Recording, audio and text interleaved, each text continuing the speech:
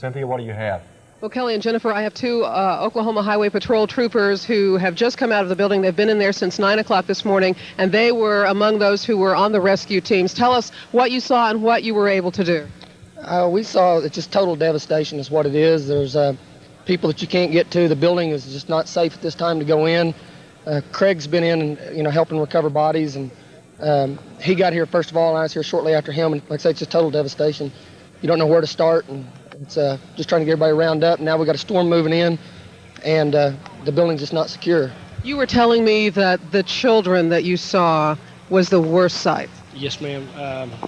We don't know how many children are in there. I carried 2 out that had expired.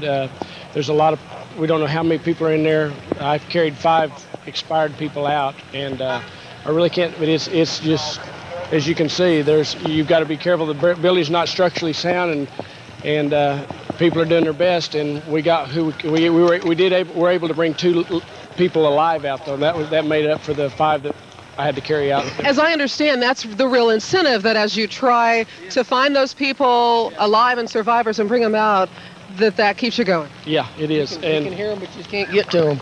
And now the dogs are in looking for them, trying to help us out. But with the storm coming in, the building, like you said, the building's not safe. You don't know when it's going to fall out from under you. But we're trying to get the people we can. And now just changing shifts and letting new, fresh people go in. Describe it for us. If someone were to start walking in, what would they see? And as they progressed, what would it be like? It just gets worse the more you look at it. The best way to describe it, it looks like a bomb, shattered everything. There's nothing. The buildings across the street are what are amazing. It blew desks back. People in the buildings over were pinned behind their desks. He went up a little further than I did, and third floor. Then the problem is that we'd get up to 3rd floor, they'd yell bomb, and we'd all have to run back out. I ran, when I first got here, ran 3 straight blocks as hard as I could because I thought it was another bomb. So. What was the most frightening moment for you in there? Just when we were trying to carry the people out and they hollered bomb, and we can't leave we had a lady in there that was still alive, but we didn't want to leave her because, and they were yelling at us to come on and get out of there, but when you got a live person, it doesn't make no difference, It doesn't make any difference. If you got a live person in there, you try to stay with them, and the worst part was having to leave her, but we did go back and get her, and she is alive, and she's on our way to one of the hospitals. All I can tell you, ma'am.